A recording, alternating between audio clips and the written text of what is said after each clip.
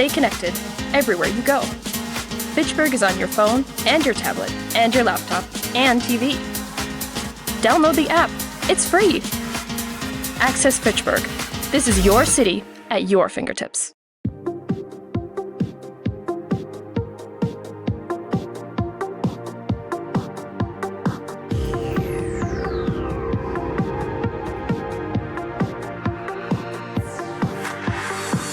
Hi, I'm Jeremy Crosby. And I'm Nick Boucher.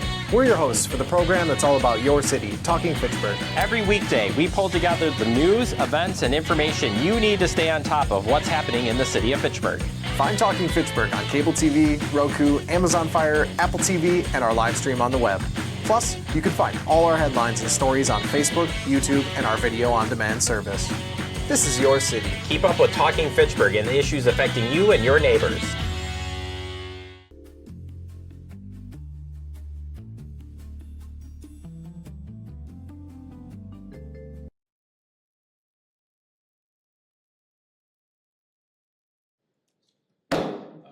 Call to order the meeting of the Joint Review Board for the City of Fitchburg for June 24th, 2026 at 3:30 p.m.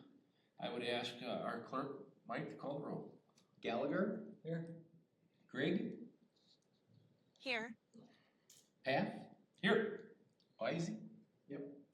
Zimmerman? You have a quorum. Wayland? I'm here. School District of Oregon is here. Okay. Do we have anybody from City of Madison, Mike? We have reached them. This meeting has been publicly noticed properly. Mm-hmm. Yep. Okay.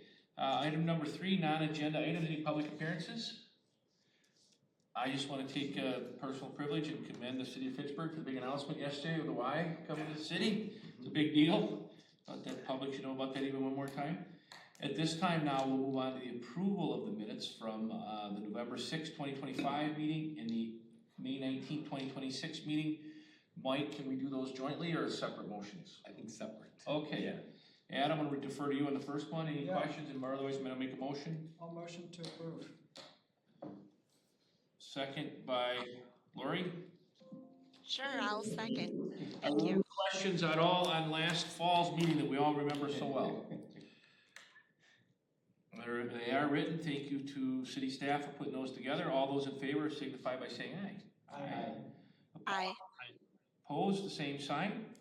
And a more recent meeting, item 4B, we met on May 19th. This committee did. Minutes are in front of you.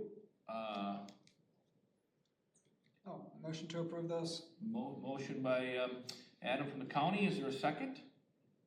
Second. Second by Lori from the college. Are there any questions on the minutes for that meeting? Seeing none, all those in favor signify by saying aye. Aye. Aye. Opposed? The ayes have it, the motion carries. Mike, just a little clarification, or Misty, just for the public, what is the purpose of this meeting tonight before we get into the meat of the agenda? Misty, go ahead. Sure. So we have 3 purposes tonight. So first is the TID 17 amendment that Greg from Ellers will kind of walk us through. We're also, since we have you guys together, going to do the annual report meeting that we're required to do annually, just to kind of consolidate everybody's time. So we'll do that for each one of the 3 school districts. And then we have another item for TID 10, which is the half-mile costs for the bus rapid transit. Those costs are much higher than we expected originally. So we want to share some information with you about that and then just make sure you're all okay with it. Good, very much. And thank you again. This is a very unique committee for a lot of reasons, all the jurisdictions that are on your tax bill, but with Fitchburg, 3 different school districts. So thank you all for your participation. With that, I'll start with item 5A, and that is an issue to Verona School District. So that's why you're at the table. Thank you. Review of the public records, planning documents, and the resolutions passed by the Plan Commission and the Fitchburg Common Council for the amended project plan and the boundaries for tax and control district number 17 in the Verona Area School District. Mike, both of these, this has passed already the Planning Commission and the City Council, correct? Yep. So this will be the final act if we're to be successful. Yes. All right. Yeah, with they that, had the meetings on May 19th, right after. Okay. The board meeting, and passed unanimously. and I'm assuming everybody's seen the materials. With that, we'll turn over to longtime city partner on good things, Greg from Ellers and Associates. The floor is yours, sir. Good afternoon. Thank you. I'll start by saying there's been no changes to the project plan from what was presented at the initial joint board meeting last month, but I'll just provide a quick recap of the purpose of this amendment. So the purpose of the amendment to TID 17 is twofold. First is we're adding some additional territory to the district. So on the screen is a map. The area in blue is the original boundary of the TID district. The area off to the west that's kind of shaded in pink, those are the parcels that are proposed to be added through this territory amendment. This is the first of 4 permitted territory amendments for this TIF district. And the second purpose of this amendment is to increase the eligible project cost to facilitate development projects within the amended area.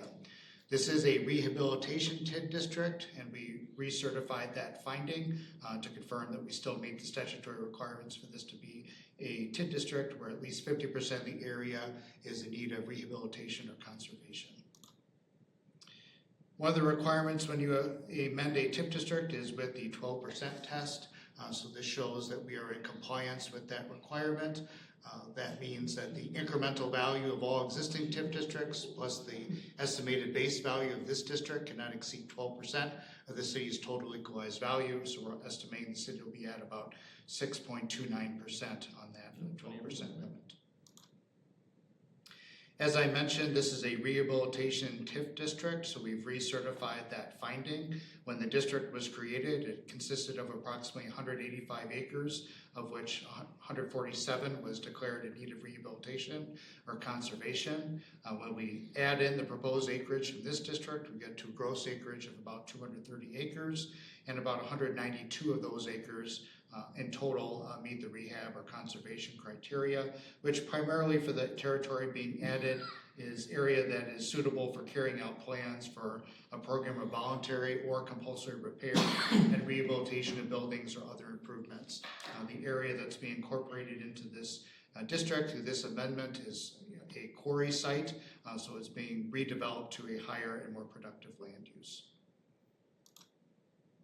Just for reference, we included the original project cost list in the project plan. There's really no changes here. It's just stated for informational purposes. There haven't been significant costs incurred through this district through last year, mainly just some administrative and professional services costs, but as development is starting to undertake within the district, the city anticipates it will start undertaking some of the infrastructure improvements and development incentives where appropriate. So this map corresponds to the next project list that just kind of lists out where the proposed projects. This is the map from the original project plan that just identified some of the infrastructure improvements that were on that original project list. No changes, this is just incorporated for reference. And then the costs that are being added through this amendment total about $25.4 million. As you can see, there's a detailed listing of anticipated infrastructure improvements, and then there's allowances for development incentives. Any development incentive requires a development agreement between the city and the developer for those costs being eligible expense. And just a reminder, when a TID district is amended and projects are added to the project plan, it is not a formal commitment by the city to undertake those projects. The project plan amendment makes them TID eligible. Any project that's on this list still would require approval by the city council to expend funds. But again, this adds about $25.4 million of project costs to the district.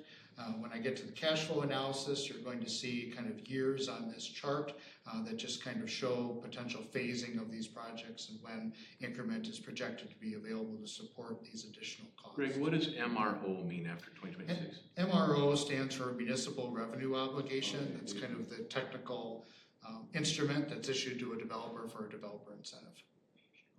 Oh, yeah. Which just makes us, yeah. So this is a map that just kind of shows on the prior list, there was kind of a project identification letter. So you'll see those letters kind of denoted here in the pink area where the territory is being added. That just provides a general location of where the proposed infrastructure improvements are occurring. In the project plan was the financial analysis. This chart kind of summarizes the key findings. So we have the actual incremental value represented in the cash flow analysis, which is the incremental value as of January 1, 2025. And then we've estimated incremental value from 2 developments anticipated in the territory that's being added to the district. In the cash flow analysis, we've factored in no appreciation and no other development. So even though there's ample opportunity for other development, we're just focusing on development that has already occurred and value established, and development that's anticipated to be constructed over the next 2 years. The current tax rate of the TID district is $18.97 per thousand. We show that declining annually at a rate of 0.75%. And as we'll see in the cash flow analysis, with proper phasing of the project costs, with just the existing incremental value that's been generated as of January 1 of 2025, the proposed incremental value from projects anticipated within the amended area, the TID district can support paying for all the project costs in the original project plan and the amended project plan with cash. So the TID is projected to perform quite well as a result of the additional development within the proposed amended area. So if no other project costs were incurred, just that incremental value that I've summarized was generated, the district would recover all of its costs by 2034. But if additional development comes forward, additional costs may be necessary that could change that projection. Rick, is there a statutory limit how many times you can amend a TID or not? You can amend a TID district's project plan for as many times as necessary. The territory amendments, you're limited to 4. So a territory amendment is the addition or subtraction of territory from the TID. Okay, thank you. That's what I was hoping to ask. Thank you. So the development assumptions, this is the estimated incremental value. So in the actual column is the incremental value that was constructed in 2023 and 2024. And then I mentioned there are 2 anticipated developments within the amended territory. So we have a projected retail development, which is the southern portion of parcel 45 on the map. And then there's a multifamily development on the northern portion of that same parcel. So you'll see the multifamily is projected to have value of about $50 million. The retail complex at about $17.2 million. So if all that incremental value is generated, again, we're only focusing on what's anticipated to be constructed through 2027. Over the full 27-year life of the district, this would generate over $30.1 million of tax increment revenue with a declining tax rate and no appreciation. So the cash flow analysis, this illustrates kind of the main finding that I just communicated. So we have that tax increment revenue stream coming in here on the far left. And then we have an estimated development incentive of $2 million. It's a pay-as-you-go development incentive tied to extraordinary costs for the retail development. And then we have the phasing of capital outlay. So on the original project plan list, the amended project plan list, it was identified what year projects could be funded based off of when the cash would be available to pay for those projects. So as I mentioned, with appropriate phasing, build out of those 2 planned developments within the amended area, the district would be in position to pay for all the eligible project costs by 2034. So just to kind of summarize, the amendment, we're adding territory again to help redevelopment the quarry site. The existing value and the projected value from developments over the next 2 years can support all project costs with phasing. And additional development opportunities exist within the district, which may require some additional investments. Most likely would be development incentives. But as the city's normal practice, those are subject to separate review and, of course, development agreements before any incentive is authorized. So that's the overview and the purpose of the TID 17 amendment. Okay, all I right. have one comment real quick. Yes, please. Misty from the city.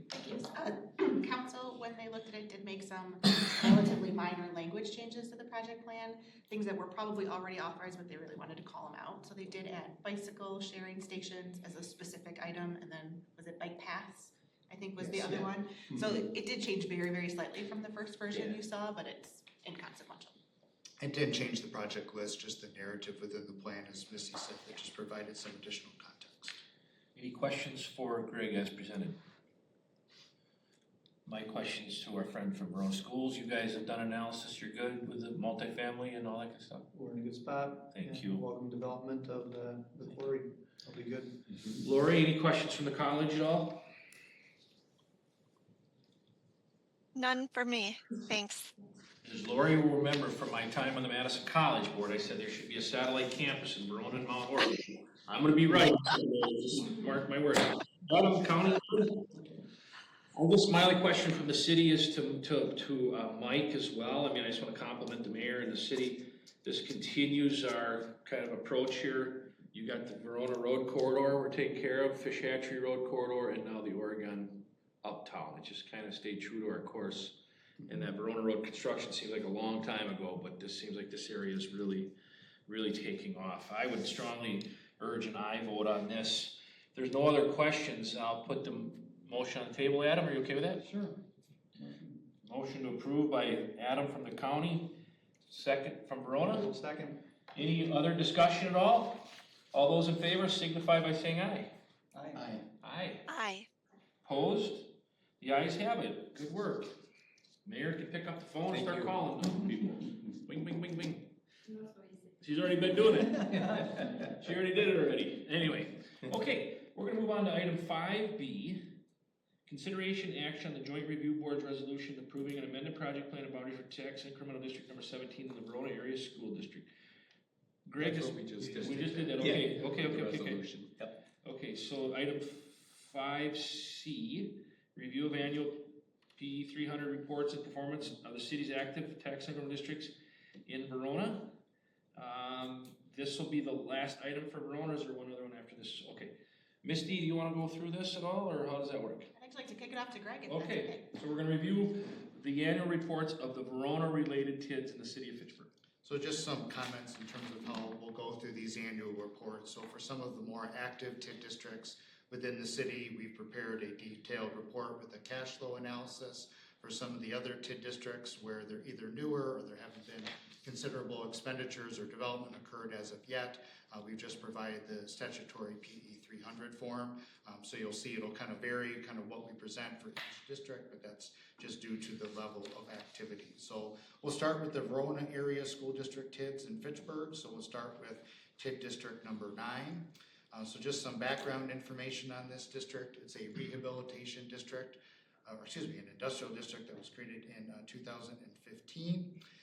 It has been amended in 2016 to add territory and increase additional expenditures, and it was amended a second time in 2019 to add project costs and expenditures within a half-mile radius.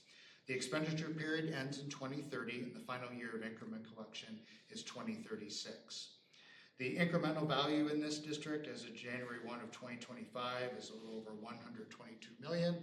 As most of you know, the incremental values as of January 1, 2026 will be released in August by the Department of Revenue. The fund balance at the end of 2025 was approximately $6,782,000, and the estimated closure of this district is in 2036. As we'll see in the cash flow analysis, there are several development incentives or municipal revenue bond obligations that are paid off from increment generated from specific developments within the TID district. There's one that was issued for a Promega facility that's not anticipated to be paid in full based on the current incremental value of that facility, but the city has no obligation to make up any shortfall from that payment. So just a map in terms of just some general reference here in terms of the location of the district. So this is Verona Road, and then we have McKee Road up to the north, and then we have Lacey Road down here to the south. So all the territory in the shaded area is the current boundary of the TID district. And did we touch that kind of striped area last year or 2 years ago? Didn't we? Because that new apartment stuff is coming in that corner there, Mike. When did we do that? I think I acted on that when I was on this committee. I think the apartment site was in the original. Okay. But then we added where the headquarters is, the Sub-Zero headquarters. Got it. Okay. Knew of something like that. Okay. Yeah. So for this particular TID district, we just show the actual incremental value that's been generated since the district was created. We're not projecting any new additional development, just to keep the analysis conservative. So that's the incremental value that results in the revenue stream over the 20-year life of the district. So that would generate about $36.1 million of tax increment revenue.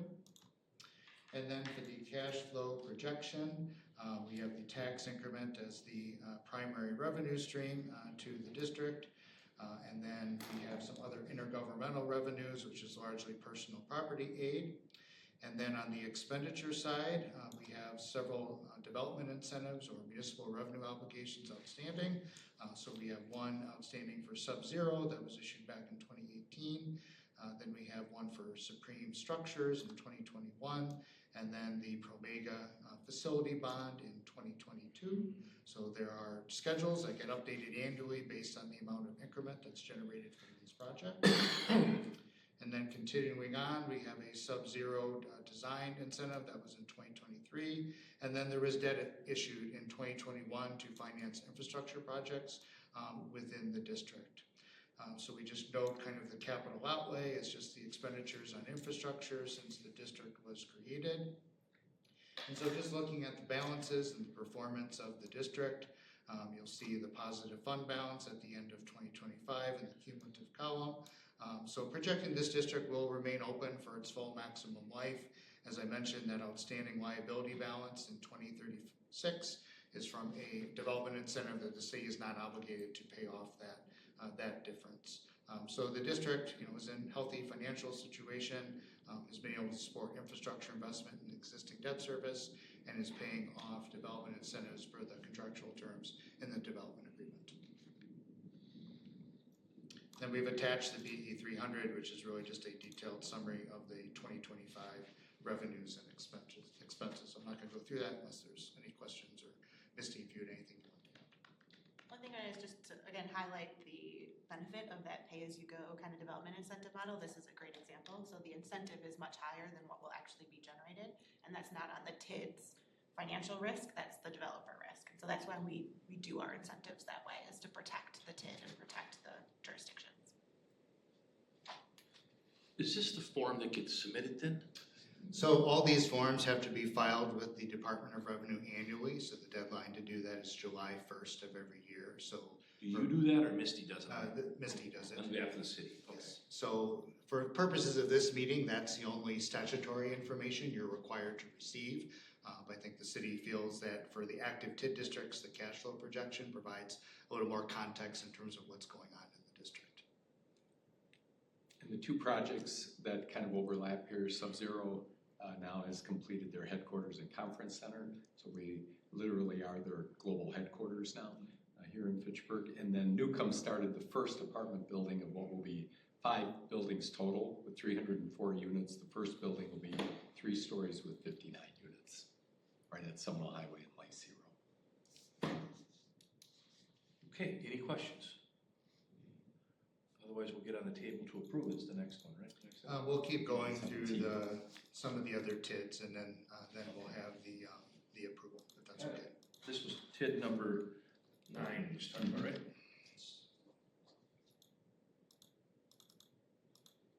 So next is TID district number 17. And here with this district, I mean, there's been it's newer district, not as much financial activity as of yet. It was just created in 2023. So we just kind of show the incremental value that's been generated. This was the district that we just amended. So you saw the cash flow analysis. So really this district's going to start seeing more incremental value and expense over the next couple of years. But we just talked about this with the last report. And the only thing I would add is that these numbers are as of 12/31/25, so that's before the amendment. So that bottom section where I kind of include estimated future costs and expenses, that was before this amendment was approved. Okay. So I'd use the project plan that we just talked about as a better future cash flow. And this area is really going to start to pick up momentum.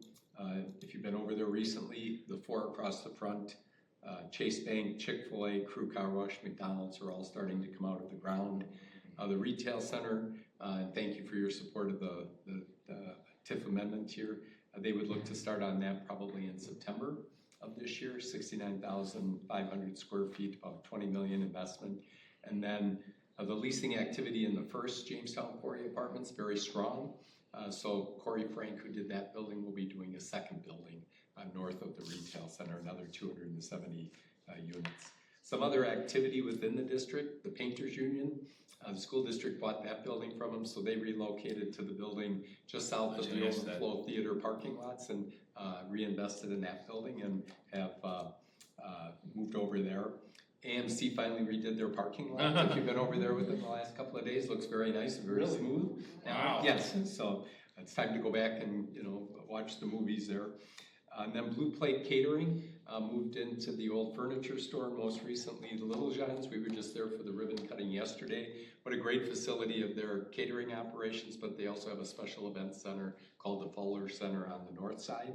And then La Hispana moved into the former Quick Trip at Williamsburg Way. And then we've got another Hispanic grocery store, I'll probably not pronounce it right, Los Perez? Perez, okay, is going to be going into what most people probably remember as the Dry Bean and most recently Mad Power Yoga.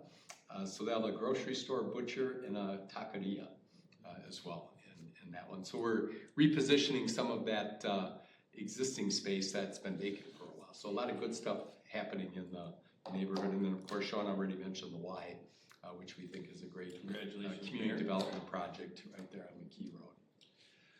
Well, so Greg, we're good to act on this? Next one, just one more TID for. Sorry. Lots of tips. I'm sorry. School district, that's TID district number 18. This is the Commerce Industrial Park area. This district was just created in 2024. So again, the P300 was provided, which shows the financial activity in 2025. Staff, if they have any general updates you want to provide in this district. The only one is there's a pending project with General Beverage. You know, they finished their headquarters expansion a couple years ago, and they are discussing a potential warehouse expansion just south of Cottonwood there. So we may be bringing that forward with a TIF development agreement. We're going to go out and meet with them. And then I will say that at the corner of Commerce Park Drive and Lacey Road, the northwest quadrant, the Payne and Dolan land, we've been sending various prospects their way. They haven't reached agreement with anybody yet, but we've gotten some RFPs through our regional economic development partners in the state. That's one of the sites that we've been identifying as potential. There's a good 50-acre site there that could be good for industrial or science and tech user.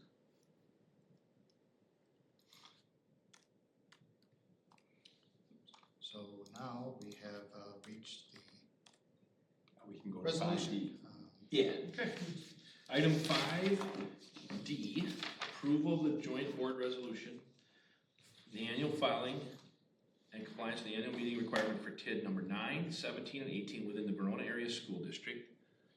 Motion by the county, seconded by Sean. Second by Sean, okay. And a discussion? Brief discussion. That's why I like this committee and I'm glad the mayor appoints me. I'm gonna go down memory lane for a second. It won't take long because I know Verona's got to get going. The number 9 on June of 2015. If there was a gentleman named Jim Ferrioli here from the Fitchburg Star who blasted a certain mayor at that time for keeping sub-zero in this town, I would love to talk to him again. This TID saved sub-zero in Fitchburg. They are now the corporate headquarters. There was a huge debate back in the day. Not that I'm whining, but yours truly is on the wrong side of the rock at the time. But in the end, it was the right thing to do. And I cannot thank the city enough. And Sub-Zero, now with the Baki family donating when Julia was part of that yesterday. So what we do in this committee takes a little while to come to fruition. But that number 9 TID, Mike, I think you would agree, Sub-Zero was a little loosey-goosey there. And there was a little politics being played in that spring of 2015. But we hung in there. They brought almost everything home at the time, and now everything is home, right? So everything is here. So with that, I urge an aye vote. And I have to do it as a roll call. Yeah, right? okay, Mike, you go ahead. Okay, so we got Gallagher. Aye. Griggs. Aye. Weisey. Yep, aye. Half. Aye times 1,000. Zimmerman. Aye. Motion carries. Thank you, yes. To Verona, thank you for your partnership, for all you do in the city. And I'm honored to be a member of that school district where I live in this city. Anything else we need from this gentleman at all, if he's got a scoot? Yeah, I do need him to sign Let's take care of this that. resolution because he seconded it there. Yep. Yeah. We're gonna now, if the Committee will give the chair a little room here, unanimous consent to move item number 7 ahead of item number 6, the Oregon schools. Greg, can you do that easily? Sure. To get our friend from Oregon on his way. Andrew, if you're okay with that? Thank you. Thanks, guys. Yeah. We'll move to item number 7. Thank you. Thanks, guys. Be well. So we're gonna move on, Mike, to item 7A, just because Oregon's on. We'll get them out of here at a decent time. Review of annual PA 300 reports of the performance and status of the city's active tax incremental districts as required by Wisconsin statute, districts 11, 13, and 14 in the Oregon School District. Greg Jens. So we will start with TID district number 11, just the PE 300 for this TID. It was created back in 2018. There's just been some modest financial activity since the district was created, but I'll turn it over to staff if they want to provide updates on development activity in TID 11. TID 11? Okay. This is the Cleanfield site with the Fawcett property. And you might remember we created this for the Ad Edge Live work with Randy Alexander. That one didn't materialize. Then for a couple of years we worked with Royal Capital out of Milwaukee. A lot of economic forces changed while they were evaluating the property and they moved on. Now we've got a group, Fairchild Development and Populance, and they're bringing us a concept called syncopation. They're working with our planning department on what they're proposing and bringing forward our 2 multifamily buildings that would have 315 units. Trilogy Health out of Grand Rapids, Michigan would do a 119 unit continuum of living and care facility. That includes everything from independent to assisted to memory care to skilled nursing care. Then there would be 30 single family lots on the western part of the property and then 40 townhome units on the northern end of the property that they're envisioning to be ownership. And then in the multifamily building, there's going to be about, I think, 12,000 square feet of commercial space as well for mixed use. So we think third time is the charm here, and they're hoping to get started probably in October of this year with some of the earthwork and everything for it. So we're excited to hopefully finally see that one moving forward. Mike, will this, a big part of that TID, is that for like rock? For the geotechnical reclamation and... so that's where the costs are. Right. And then they also had to buy all of the property, so there's a balance of land on the western side that isn't developable, but it had to be purchased in one transaction there, so there's kind of a land write-down cost as part of it. Okay. So the next TID in the Oregon School District is TID district number 13. So we have a more detailed report for this district. Just to recap the history and purpose of this district, this was a mixed-use TID district created back in 2018. The district was amended in 2020 to add additional territory and increase the project costs. The expenditure period ends in 2033. The final year of increment collection is in 2039. The incremental value in this district as of January 1 of 2025 was approximately $40,227,000. At the end of 2025, there was a modest deficit of about $18,900, and this district is projected to close in 2034. So in terms of just the orientation and kind of the general location, here's a project map that just kind of shows the current boundary of the district. So we have US Highway 14 off here to the east, Lacey Road kind of running up through the center of the district, and East Sherrill Parkway here kind of in the center as well. So in terms of for this particular district, there's the actual, for our valuation projections, the actual column shows the actual amount of incremental value that's been constructed since the district was created in 2018. And then we've estimated incremental value for the Lido multifamily development being constructed out, started last year, finishing, we had it forecasted from 2026 and finishing in 2027. So an estimated incremental value of $22,227,000. So for the existing incremental value and the added value from the Lido project over the 20-year life of the TID, that would generate about $15.1 million of tax increment revenue. So for the cash flow model for this particular district, we have the tax increment as the primary revenue source. The shared revenue is personal property aid. And then again, municipal revenue obligation is development incentives. There's one issued to Phoenix Industries that is paid out based on tax increment generated from that project. There was debt service financed issued in 2021 for infrastructure, and then a development incentive for the Arlo and the Lido multifamily developments. And then there's a potential for workforce housing incentives related to the Lido project as well. So we're kind of forecasting those incentive payments. But based off of existing debt, existing development incentives, and development incentives yet to be paid out, the district, if it didn't incur any other costs, would be in position to close by 2034. And good activity occurring in this area. Last July, we opened the Central Park Place Apartments, 110 units. When he had move-in weekend, he was already 70% leased and fully leased at this point in time, so really good activity. The Arlo Apartments, mixed-use building, 57 units opened with the Rusty Bee, and the mayor and I closed down the pop-up market last week. She closed down the bar? And if you would see the activity there, as far as the place was packed. Logan Regs did, baby. Our investment in that building to create that mixed-use and sense of place, the return on investment is paying off. Very, very popular there. So that was a very, very good investment. Now we have the 40-bed, $45 million physical rehabilitation hospital under construction, a joint venture with UW Health, Unity Point, Meritor, and LifePoint. Can't tell you how popular those places are.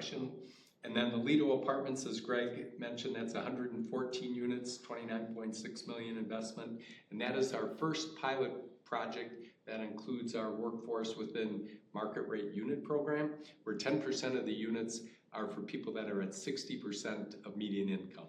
And this is our first pilot. Ellers helped us figure out the program parameters and everything, but we're hoping this is something that we can replicate around the city, and we're getting interest from various developers that we've been having conversations with. And when we update these cash flow analyses, we kind of pick up the value as it gets generated, so we're kind of taking a conservative look at these. So as new value gets generated, you'll see that at these annual meetings going forward. Yeah.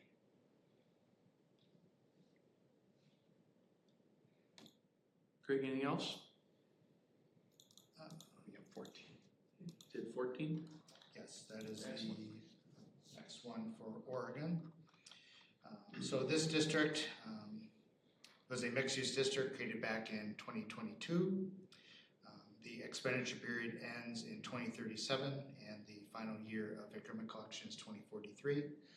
This district has already seen $25,375,000 of incremental value generated as of January 1 of 2025. At the end of 2025, the fund balance was approximately $76,200.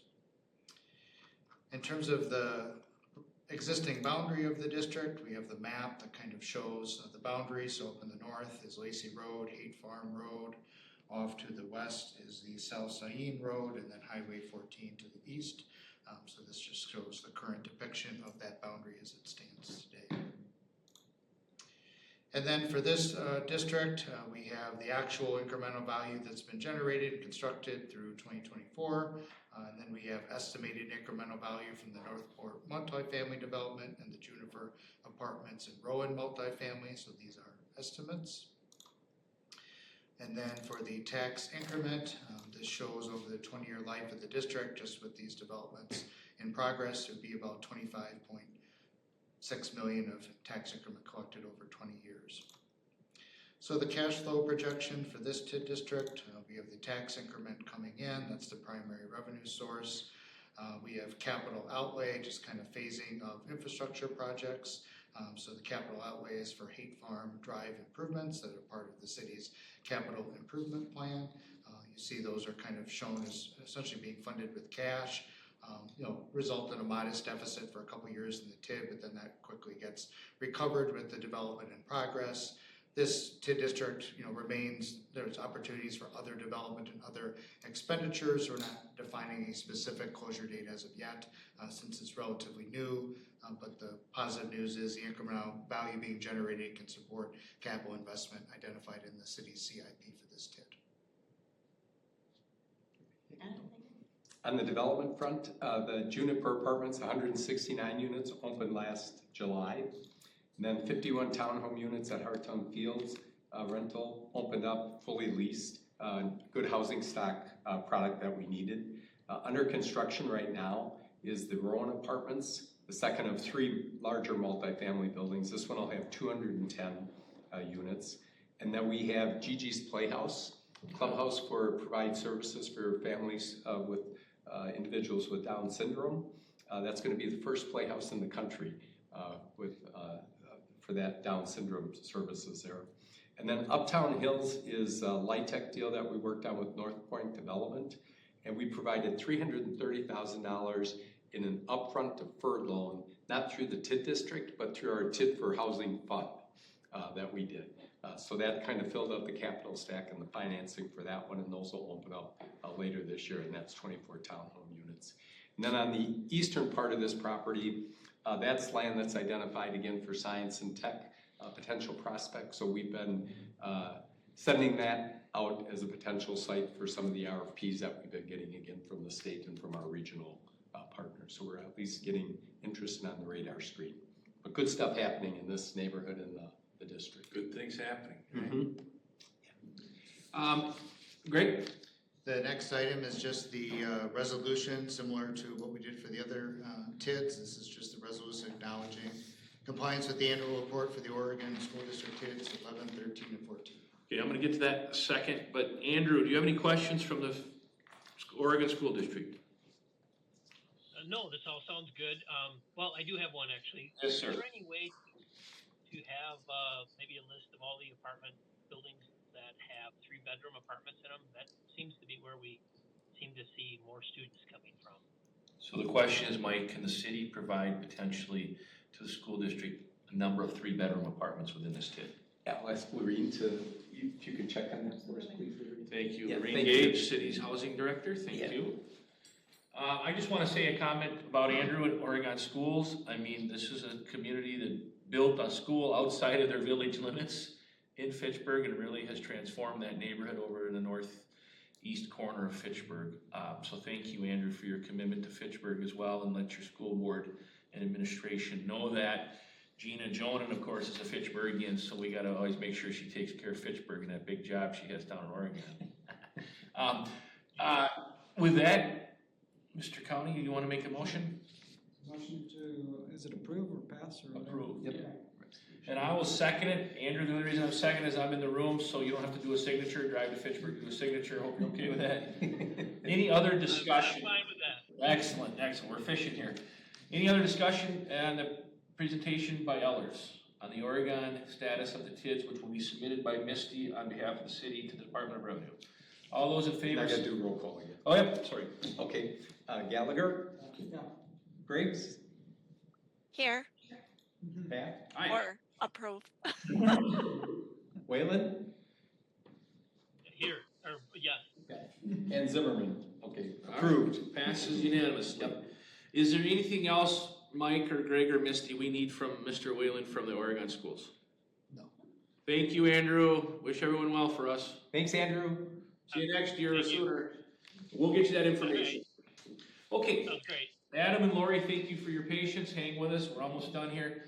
There is no representative, I understand, Misty, from the Madison schools, They were invited, but but we they were are not invited. present. So everybody knows they're invited. Okay. On this time, we'll move back to item 6, Madison Metropolitan School District agenda items. Greg from Ellers. So we'll start with TID district number 10. So this TID district was created back in 2015 as a rehabilitation TID district, kind of covers the south Fitch-Hatchery Road corridor. The district was amended in 2018 to add territory and additional project costs, and then was amended a second time in 2023 for also territory and project plan amendments. The expenditure period ends in 2038 and the final year of increment collections 2044.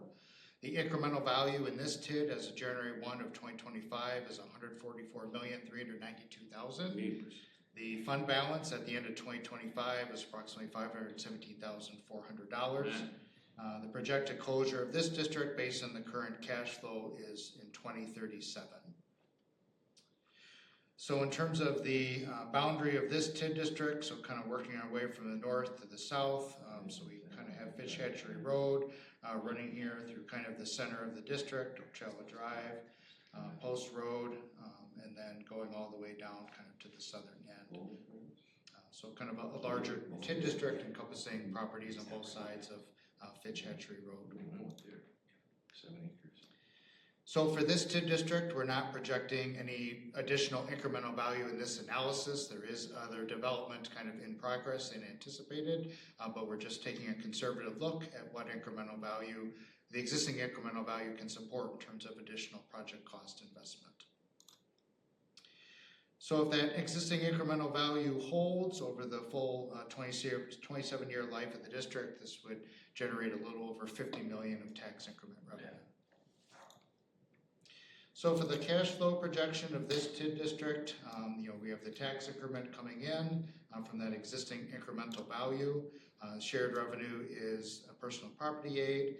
And then we have a host of development incentives and debt issuance for Fitch Hatchery Road. So MRO, again, is municipal revenue obligation. That's development incentives for the Plesco development. 2019 financed the first portion of TID 10 eligible Fitch Hatchery Road improvements. Then we have a development incentive for 3101 South Fitch Hatchery Road. And then the 2020 debt service was for the second round of Fitch Hatchery Road for the TID 10 portion of those improvements. And then we have estimated development incentives for the Ocala development. And then in 2028 is funding of some additional capital projects. So kind of a note we had here on the cash flow, the 2028 capital outlay is $1.5 million for Bryant Road, which is currently in the city's capital improvement plan. And then the 2028 capital outlay and debt service also includes $1,881,000 for the TID 10 costs for bus rapid transit and $2,508,000 for bus rapid transit projects within the half-mile radius. There'll be a separate agenda item following the annual reports for the Madison School District to recognize and approve the increase in cost for the bus rapid transit for the portion that's outside the half-mile radius. That has increased from what was originally allowed in the project plan, so the city wanted to come back and get approval for that increased cost. But if that is approved, you'll see that those capital improvement projects that I just mentioned that will be financed in 2028, and a portion with cash, a portion with debt, the existing incremental value is sufficient to support that investment. So what this cash flow illustrates is that if there was no other development in this TID, the city still undertook some planned capital improvement plans, increased costs for bus rapid transit. The existing incremental value would support that investment, and the district would be positioned to close by 2037. If staff has anything else you want to add on TID 10? Just on developments, the next projects on deck are the UPS store purchased the property at 2917 Fish Hatchery Road at Ocala and Fish Hatchery. They will be demolishing that the week of July 6th. Wow. And building a new commercial building right up to the street that'll anchor the corner of 5,900 square feet for themselves. And then one or possibly two other tenants, depending on how the space is allocated, $1.3 million for that one. The other signature project coming is the long-awaited redevelopment of the former Bowman Plaza, where the Stop and Go C-store used to be years ago. It's going to be a $77 million investment with 278 market rate apartments, 11,000 square feet of commercial space that'll be right up to the street.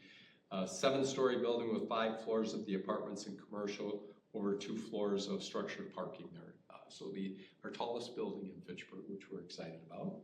And then on the Beltline frontage road with the Zimbrick dealerships, they've been working with our planning department. We should see a new Genesis dealership that's currently part of the Hyundai fleet, but it sounds like they're kind of spinning it out on its own brand there. So we're going to see a new dealership that'll kind of front that area.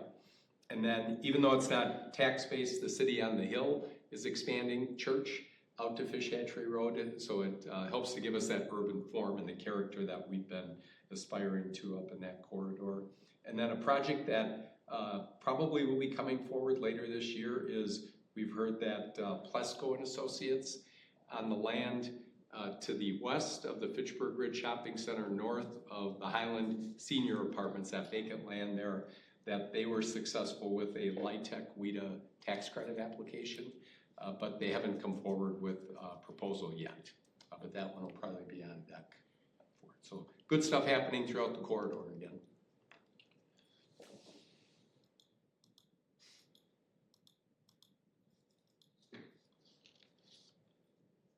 If there's no further comments on TID 10, we can move ahead to TID 12.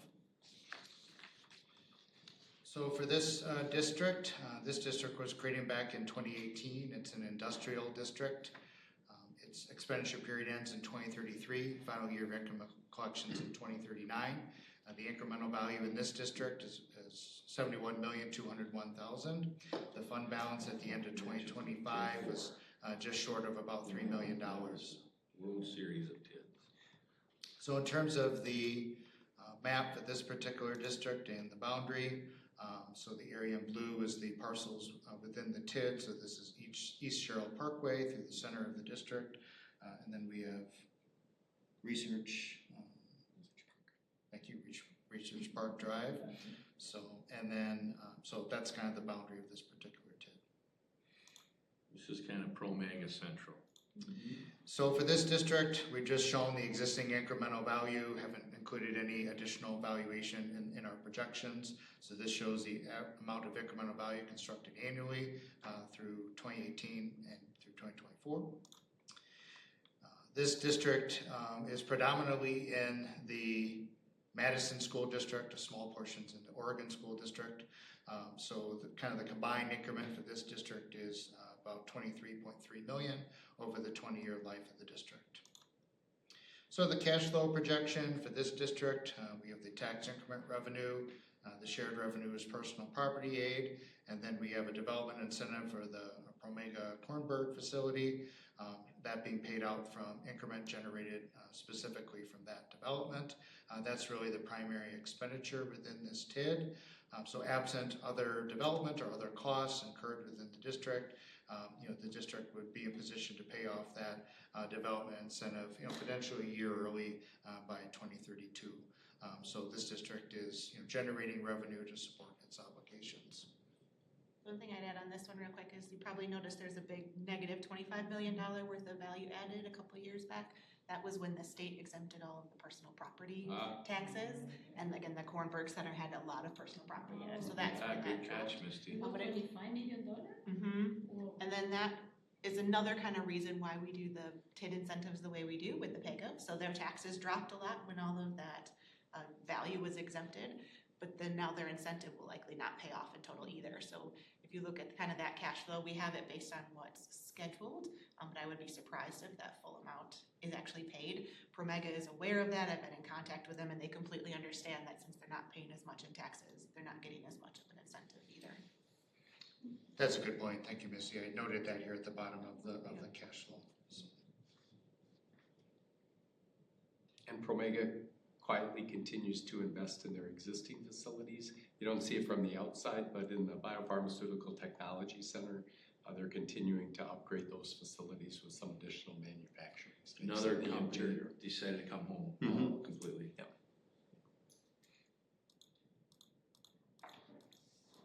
Adam, we're going to get you to move to Fitchburg soon. I'm telling you, it's booming out here. I'm only a few blocks away. I know you are.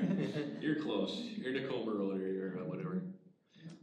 So the next TID is TID 16, also referred to as the Southdale area. This was just created back in 2023. So the P300 just shows the financial activity in this district, which, since it's relatively new TID, has been modest up through 2025. But I'll turn over to staff if they have any other updates they want to share in this TID. On the development front, we've had some interest, but no specific uses yet coming forward. There's the one vacant lot to the west of the 2500 Rimrock Road building that we've had some people asking about. One thing that we could use in this area is some industrial flex space south of the two buildings where like Exact Sciences is located in Delta Beer Lab. We could use some more space like that. And so we've been trying to get the word out to developers that construct that. Is there any way, Mike, that we could be part of them? And you and I had talked about this years ago when we met with Soglin and others, kind of about this Alliant Energy Center redo. It's just so unfortunate it's so bifurcated up there between municipalities where, you could go really in big up there with that Alliance Energy Center redevelopment. I mean, the county, Melissa's doing a good job with that, but is there any way to get part of that conversation, or is just too far off the beaten path from there? No, we've attended the different info sessions, and the director. I want to be on that committee, but they already had people. The director, he presented at our Fitchburg Chamber Focus. Oh, yeah. That he came out. The one thing we asked about, they seem to be focused specifically geographically on the campus now. Previously, there was kind of a wider kind of analysis looking at north and south of the Beltline. And that's what you and I were part of. Yeah, but right now it's a real kind of tighter campus specific. Got it. And we wish they would go back to kind of that wider geographic to talk about what could be the wider geographic benefit, within the region. So we've been encouraging that. Mayor Solomon wanted Mike and I to make a big trade back in the day, remember that? Yeah. Any other comments on these TIDs as presented by Ellers and filled in by Mike and Misty? We are now at the point to approve these? Yes, so there's the resolution that's on the agenda, same as the other ones, just acknowledging the requirement of, satisfying the requirement of the annual report. Motion by County and seconded by Sean. Brief comment. I just want to commend Mike and the city, but especially Mike's vision on TID 10. For years, he's talking about redeveloped Fish Hatchery Road, and people doubted if Fitchburg could actually walk and chew gum and redevelop urban parts of its city, which, as we know, was created in the 60s and 70s during the township battle and kind of the. So, Mike, compliments to you. I know you're not asking for this, but you stayed true to your roots up in North Fish Hatchery Road, and I get tons of compliments. I'm sure, Madam Mayor, you get some as well, that the entry to the city is just really special. So again, another one of our corridors that we invested with, and this committee has really done good work. I would urge an aye vote on this, Mike, and you have a roll call, right? Yes. Okay. Gallagher? Aye. Griggs?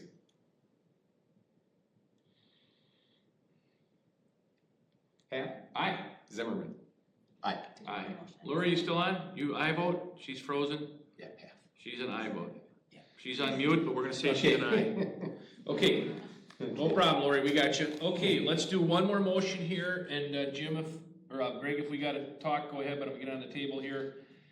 I make a motion to consider and act on the Joint Review Board's resolution permitting certain expenditures to be made within 1/2 mile radius of tax increment district number 10 for rapid bus transit in the Madison Metropolitan School District. Seconded by the county. Misty, is there any more you want to add on that or not? Or this gentleman here is going to add? Go ahead. Yes, good evening. For those of you that don't know me, I'm Tim Volker, the Director of Public Works, City Engineer for the City of Fitchburg. Thank you for what you're doing, sir. You're welcome. I just wanted to kind of give a brief update and project description of the North-South Bus Rapid Transit Project. So it's a 14-mile project that spans 33 stations through the city of Madison at the north end, and then ends in Fitchburg. And Fitchburg's portion's 1.8 miles with 4.5 stations. And then the east-west portion's already been constructed in the city of Madison along the isthmus. And the total cost is approximately $170 million. And the city of Madison and city of Fitchburg is jointly going after a US DOT Small Grants Program grant. And that would pay for approximately 70% of the project, and 30% of the funding would then come locally. Fitchburg's share originally was anticipated to be $1.5 million, and recently the federal funding share has dropped. It used to be 80% when we came up with that $1.5 million cost estimate, and it's dropped to 70%. And then also the actual construction costs, we have updated with that east-west segment of BRT, and with the update, that 1.5 million that we originally anticipated the BRT to cost from our local side increased to 5.7 million. So we're looking for an additional 4.2 million, and the reason we're here tonight is for the half-mile portion of it. We're looking for an additional 1.75 million that you can kind of see in that table about the second row down, last column, that $1.758 million. This is not a dumb question, but a question that will be asked. This is not tax levy dollars. This is money coming out of the TID, right?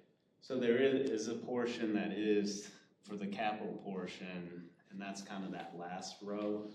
Okay. So we would be looking to increase the capital project funding of it by 1.3 million. So okay, thank you. So the question is just process-wise, this committee is acting on the whole package. Do we have the ability to act on that tax? Go ahead and explain this, Misty. So you're not acting on the whole package. So in the original project plan, it was the 1.5 million just TID funded. Okay. The part that's within the TID boundaries, we have flexibility within the project plan to absorb that increase. And then for the non-TID portion, council has already authorized. So we don't act on that. That is not our No. role or jurisdiction. Right. The part that we're bringing to you guys, mostly for transparency and to be upfront, is that the cost for within the half mile went up so much. We wanted to make sure that the joint review board was aware. So Greg, the 1758, that's within the TID, and that's what we have responsibility over to vote aye or nay on this vote.